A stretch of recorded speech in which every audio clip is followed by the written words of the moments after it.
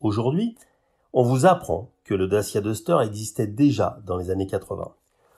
On connaît tous le Duster sorti en 2010 sous le blason Dacia et Renault. Mais saviez-vous qu'un Dacia Duster était déjà vendu en Europe dans les années 80 ?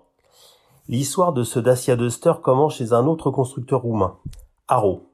Après avoir débuté en assemblant un dérivé d'engin militaire russe, le Gaz-69, Arrow a développé sa propre gamme, des véhicules tout-terrain pour le moins rustiques. Mais en 80, les Roumains font leur entrée dans le monde du SUV avec l'Arrow 10, un concurrent du Lada Niva. Après 5 années de développement, ce petit baroudeur 2 portes est présenté. Plusieurs versions sont disponibles. Le 10.1, un 4 places avec toit souple. Le 10.4, c'est poétique, est un 4 places à toit dur, mais également le 10.2 et le 10.3, qui sont les versions 2 places. Le moteur est un 1397 produit par Dacia, sous licence Renault, un bon moteur de Renault 12. De quoi atteindre la vitesse folle de 119 km/h. Des performances qui peuvent sembler modestes, mais qui n'entravent pas l'optimisme des Roumains. Ils ont raison, puisque le seul 4x4 à prix modeste disponible sur le marché à ce moment-là est le Lada Niva. Et il se vend très bien partout dans le monde et en particulier en Europe. L'Arrow 10 est un véhicule dans l'air du temps qui annonce de nouvelles ambitions pour l'industrie automobile roumaine. Arrow va partir à la conquête du monde avec son 4x4. Des importateurs sont trouvés un peu partout en Europe. Il sera vendu sous le nom d'Arrow Ischia en Italie ou encore d'Arrow Trapper en France. Une appellation judicieuse quand on cible davantage le chasseur que le jeune cadre dynamique. Le rapport avec le Dacia Duster, je vais y venir. De l'autre côté de la Manche, nos amis britanniques ont l'immense honneur de se voir proposer depuis quelques années une partie de la gamme Dacia. Un catalogue composé à l'époque exclusivement de dérivés de Renault 12, le rêve.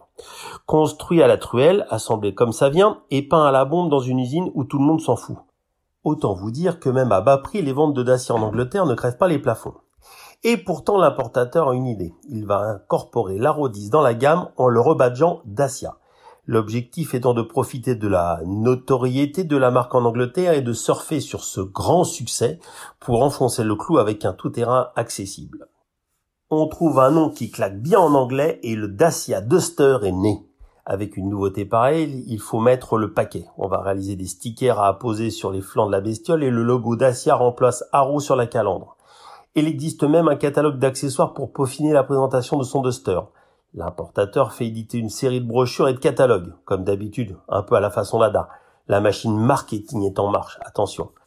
L'argumentation est simple, le Duster coûte plus de 2 fois moins cher que le moins cher des Land Rover. Attention, on fait des mathématiques. On convoque rapidement les journalistes pour leur faire essayer la dernière merveille du marché anglais.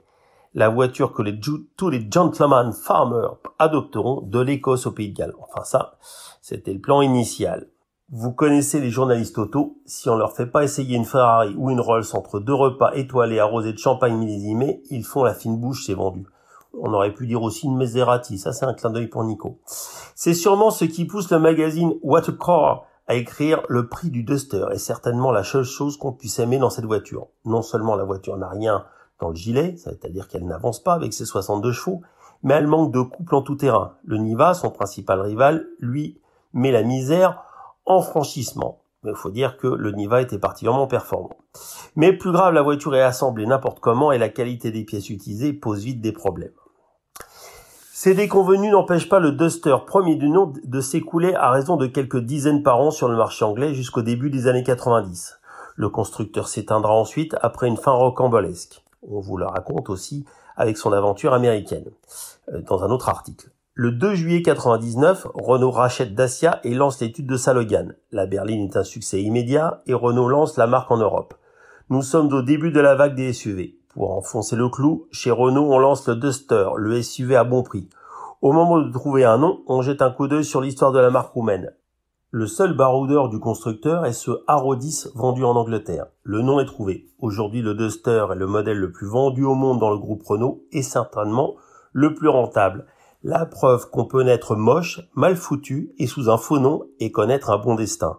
Une belle revanche.